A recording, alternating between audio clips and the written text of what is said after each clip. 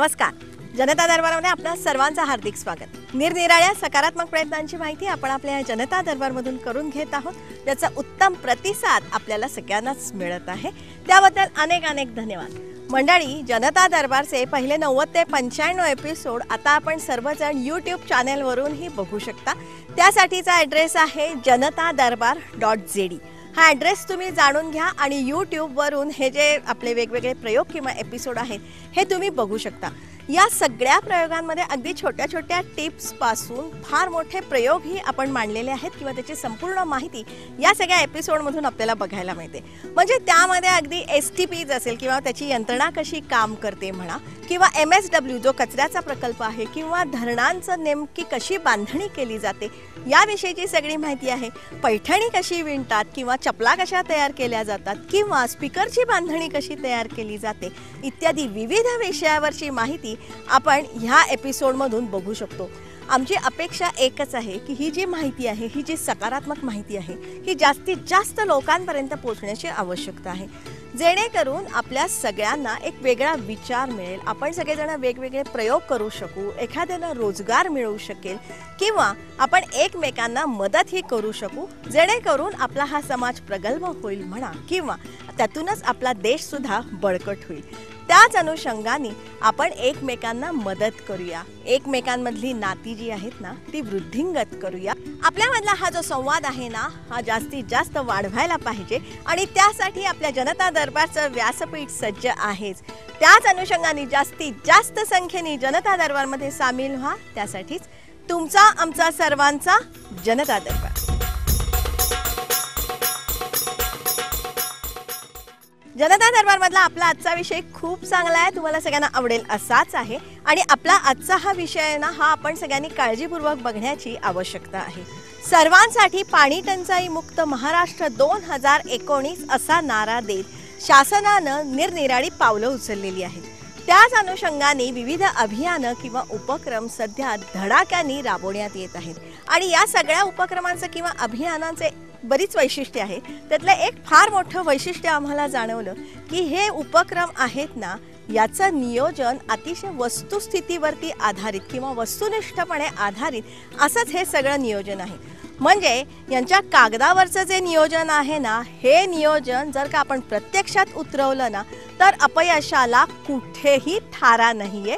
म्हणजे यश नक्की मिळेल ही खात्री आपण देऊ शकतो. आणि त्यातूनच येत्या 5 वर्षामध्ये म्हणजे 2019 पर्यंत आपलं राज्य पाणी टंचाईनी मुक्त झालेलं असेल ही आशा वाटते किंवा अशी खात्री देता येते.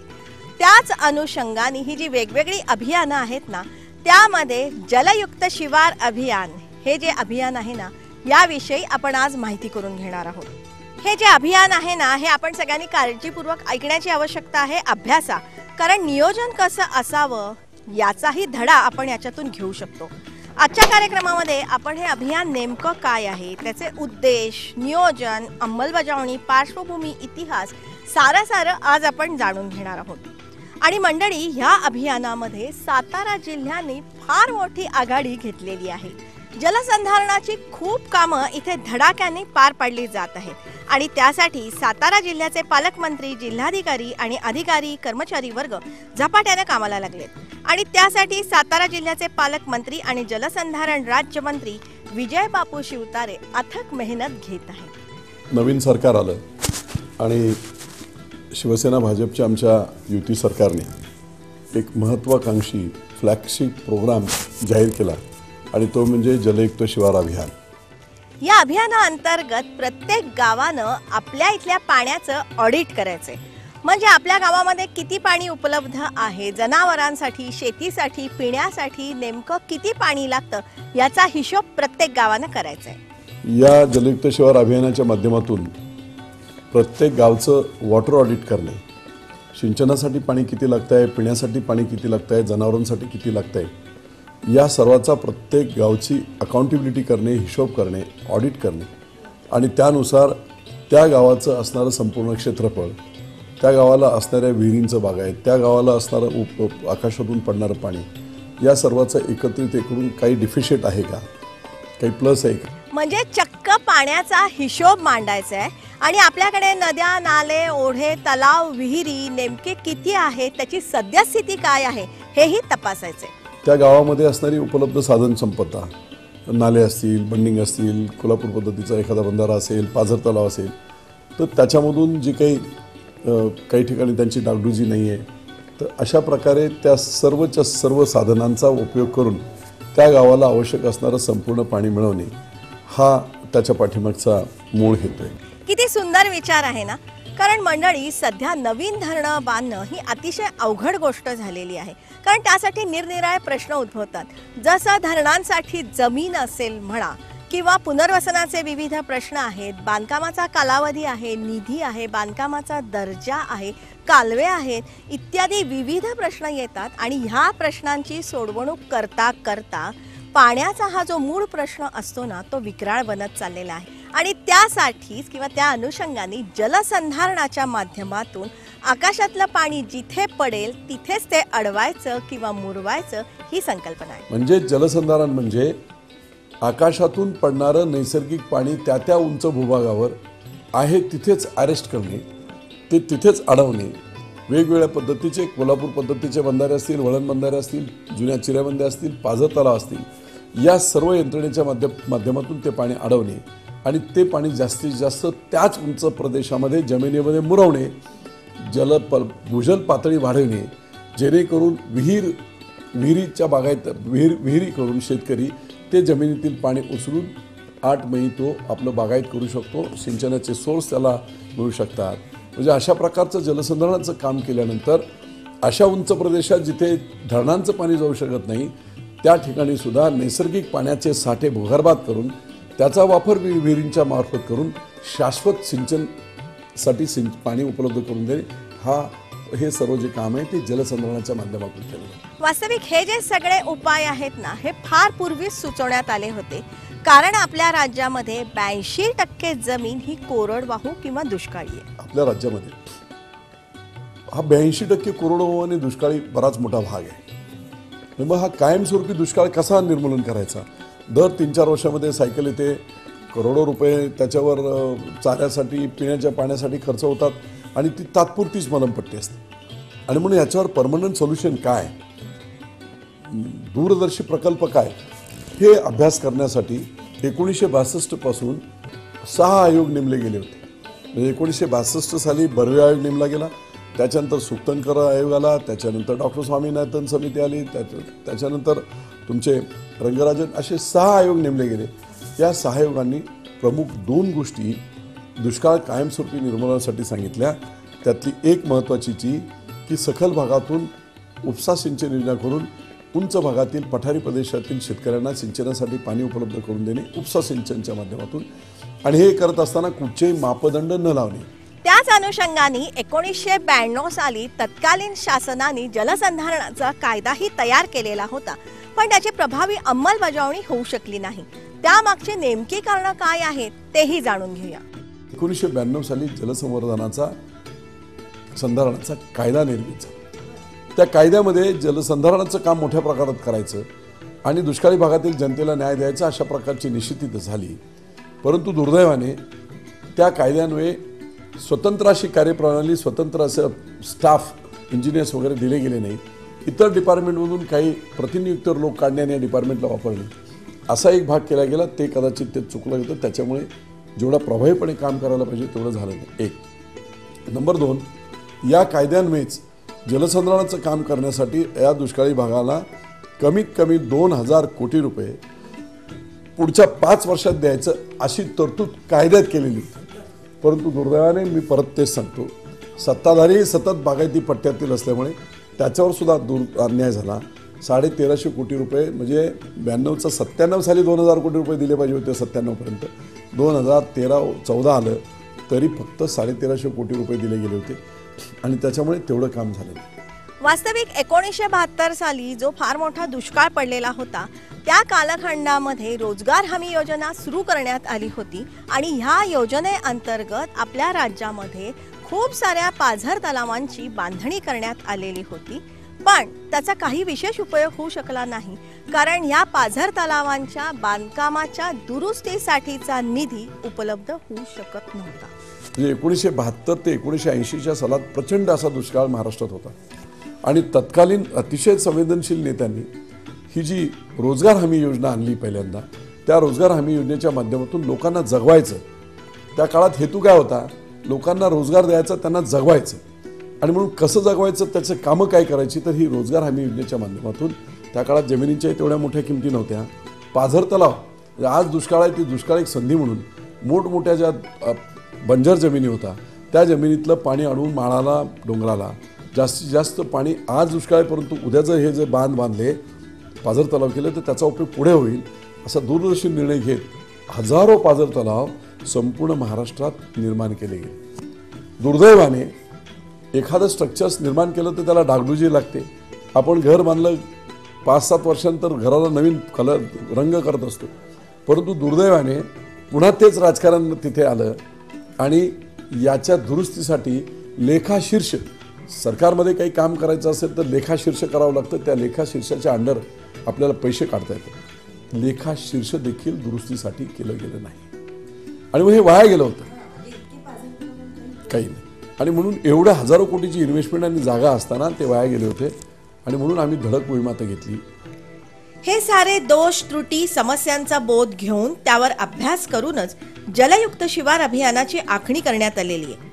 त्यातून गावातल्या पाण्याचा हिशोब करायचा आणि विहिरी, तलाव, बंधारे यांची दुरुस्ती करायची, कारण नवनिर्माणापेक्षा दुरुस्ती लवकर होऊ शकते. म्हणजे तुम्हाला उदाहरण सांगतो, 0 ते 100 हेक्टरची छोटी छोटी सिंचन क्षमता असणारी जिल्हा परिषदेकडे जे पाझर तलाव आणि स्ट्रक्चर्स आहेत, कुणाला विश्वास वाटणार नाही, त्यांची सिंचन क्षमता 13.5 लाख हेक्टर एवढी मोठी आहे. 13.5 लाख हेक्टरचं जर एखादं धरण जर आज बनवायचं असेल तर 25,000 कोटी लागतील आणि 25 वर्ष लागतील. आणि हे जर 13.5 लाख हेक्टरची सिंचन क्षमता असणारे हे जर तलाव दुरुस्ती करायचे असतील तर 2च महिन्यात. आणि म्हणून दूरदर्शीपणा तो करत मुख्यमंत्री आम्ही सर्वांनी विचार करत दुष्काळी भागाला न्याय देण्याचं जे टार्गेट केलं आहे त्याच्यामध्ये ह्याची धडक रिपेअर्स. दुसरी गोष्ट म्हणजे एखादा पाझर तलाव जर समजा बनवायचा असेल त्याला 60 लाख रुपये लागतात, तर दुरुस्तीला 5 लाख रुपये लागतात. तो फाउंडेशन म्हणून 40 वर्षापासून लीक झालेला आहे सतत वापरून. मग तिथे ट्रेंच करणे, चर काढणे, त्याच्यामध्ये काळी माती भरणे, त्याचं पिचिंग करणे, पाणी अडते तिथे आपण. त्याच्यामुळे अशा प्रकारचे जे स्ट्रक्चर्स आहेत त्याला खर्च 5-10% खर्च केला तर एवढी मोठी क्षमता निर्माण होते. म्हणून पहिली धडक मोहीम ही सगळी स्ट्रक्चर्स शिवकालीन सुद्धा वळण बंधारे आणि चिराबंदे आहेत त्याचं सुद्धा रिपेअर झाले, त्याची रिपेअर्स करणे, पाझर तलावाची रिपेअर्स करणे, असं रिपेअरची धडक मोहीम घेतली. मंडळी, जर का एक पाझर तलाव बांधायचा असेल तर 60 लाख रुपये इतका खर्च येतो, पण त्याच्या दुरुस्तीचा खर्च मात्र 5 लाख रुपये येतो. याच अनुषंगाने विविध उपाय योजण्यात आलेले आहेत आणि त्याच धर्तीवरती मराठवाड्यामध्ये कोल्हापूर पद्धतीचे हजारो बंधारे आहेत, पण ते सगळे वाया गेलेले आहेत. कारण या कोल्हापूर पद्धतीचे हे जे बंधारे आहेत याचे दरवाजे काही चोरीच गेलेले आहेत, काही गंजून गेलेले आहेत, पण त्याच्यावरतीही उपाय शोधण्यात आलेला आहे. आज मी तुम्हाला मराठवाड्याची गोष्ट सांगतो की मराठवाड्यामध्ये हजारो कोल्हापूर पद्धतीचे बंधारे आहेत की ज्याच्यामध्ये दरवाजे गंजून खराब झालेले आहेत, ज्याच्यामध्ये दरवाजे चोरी झालेले आहेत. मध्ये एक विधानसभेमध्ये प्रश्न होता आणि जवळजवळ 35-36 हजार दरवाजे नाही आहेत. एक दरवाजा साधारणतः 60,000 रुपयाचा होतो. त्यांची किंमत काढली तर 10 कोटी रुपयाचे दरवाजे. आता ठीक आहे, ती यंत्रणा होती की जेवढ्या नदी आहे त्या नदीच्या 2/3 याच्यामध्ये दगडी बांधकाम किंवा सिमेंटचं बांधकाम आणि 1/3 मध्ये दरवाजे असायचे. आता म्हणून मग त्याच्यामध्ये आम्ही हे केलं की आता दरवाजे जर नसेल तर संपूर्ण स्ट्रक्चर्स आणि वाया जाते, भूसंपादन लागत नाही, ओढ्यामधलं नदीमधली जागा फ्री आहे, समाजाची आहे, सरकारची आहे. आणि म्हणून या ठिकाणी सुद्धा आम्ही असा विचार केला आहे की समजा जर 15 फूट उंची असेल तर निदान 5-7 फूट हा जो तो दरवाजा आहे तो सिमेंटनेच ब्लॉक करून घ्यायचा, सो दॅट 5-6 फूट पाणी तर आपोआपच राहील कायमस्वरूपी आणि त्याच्यावर पूर आला तर वरच्या भागातून पाणी जाईल. आणि मग जेव्हा पूर नसेल त्यावेळेस पाणी वाहतं असेल थोडं, त्यावेळेस ते दरवाजे वरचे लावले जातील अर्धे, जेणेकरून पाणी साठलं जाईल. आणि मग त्या दरवाजांसाठी सुद्धा जिथे दरवाजे नसतील त्याच्यासाठी पैसा उपलब्ध आहे.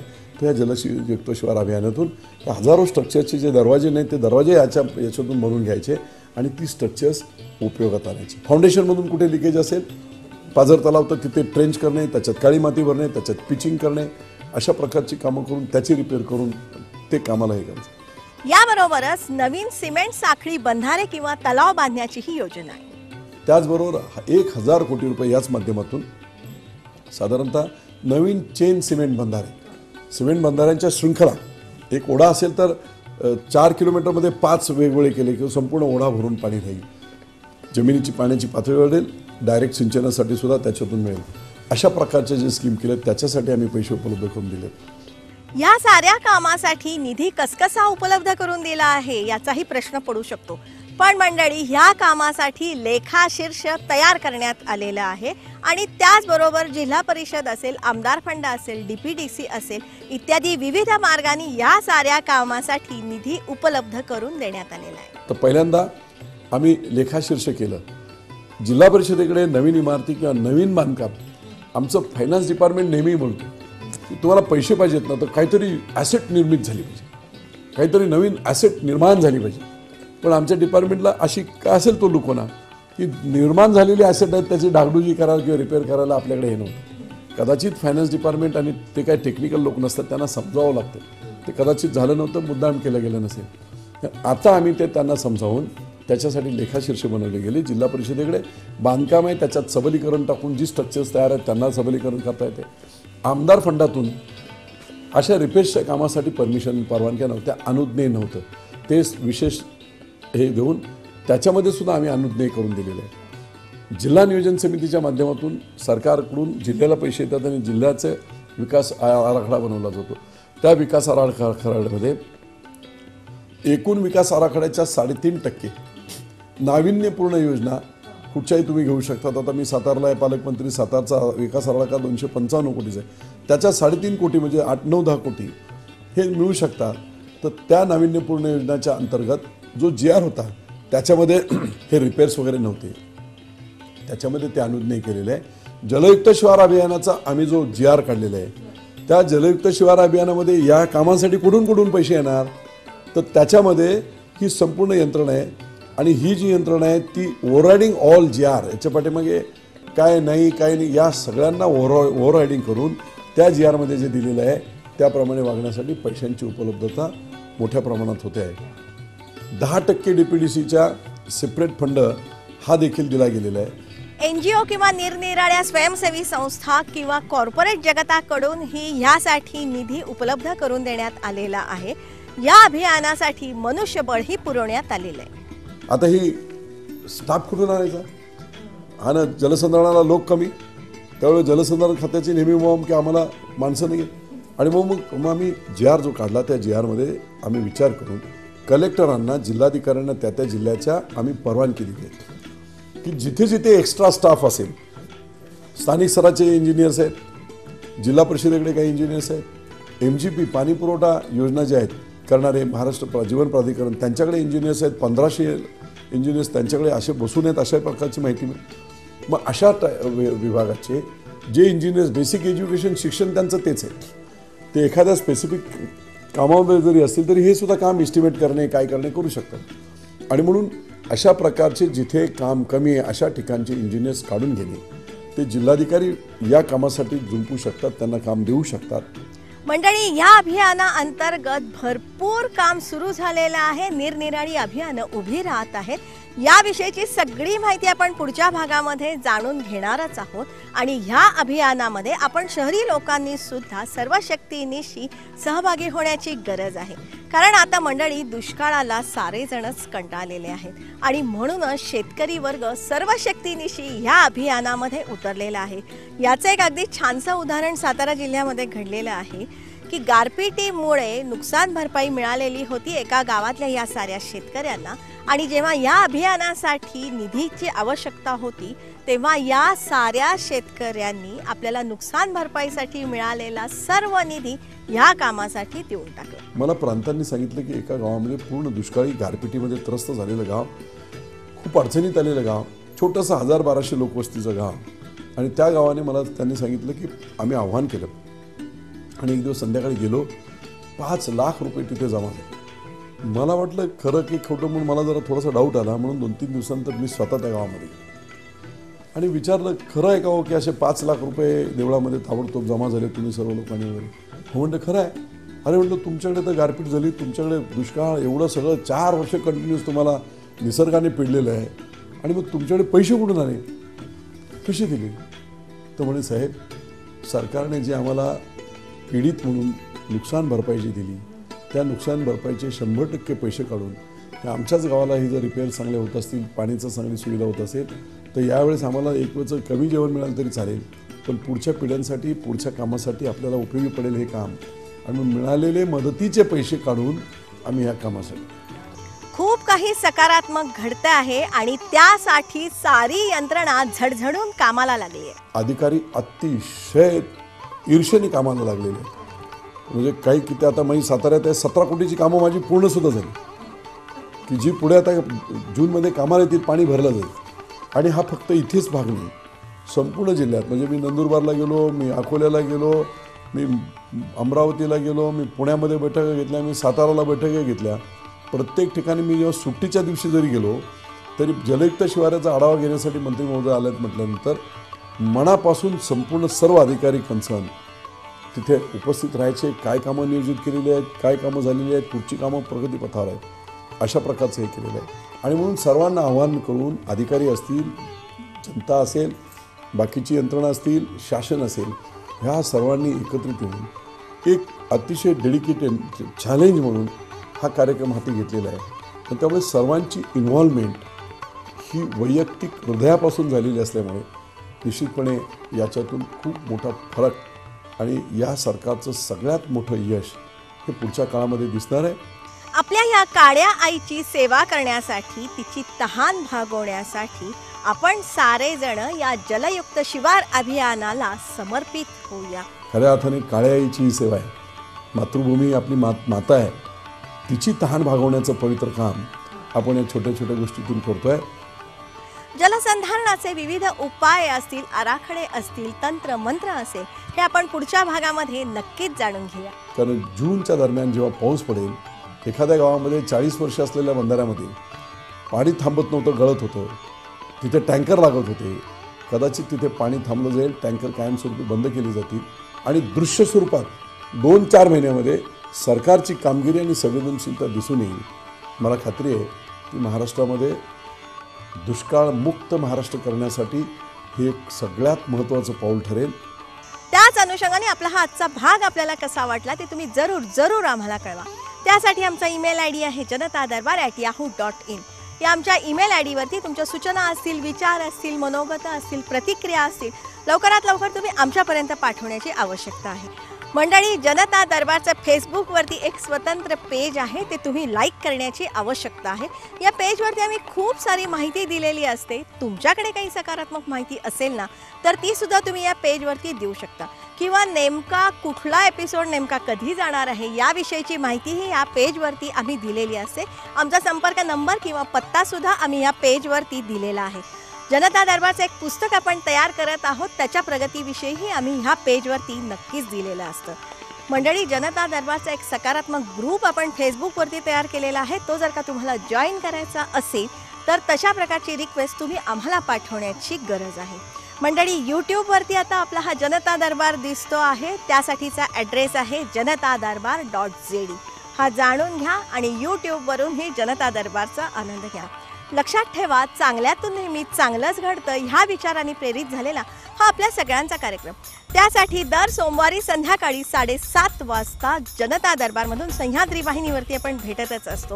पुन्हा प्रक्षेपणासाठी दर शनिवारी सकाळी 8 वाजता सह्याद्री वाहिनीवरून जनता दरबारमध्ये आपण भेटतच असतो. जनता दरबारमधली ही जी माहिती आहे ही अतिशय सकारात्मक आहे, अतिशय उपयोगी आहे. ही अधिकाधिक लोकांपर्यंत पोहोचण्याची आवश्यकता आहे, जेणेकरून आपल्या सगळ्यांचंच जगणं सुकर होईल. त्यासाठी जास्तीत जास्त संख्येने जनता दरबारमध्ये सामील व्हा. त्यासाठी तुमचा, आमचा, सर्वांचा जनता दरबार.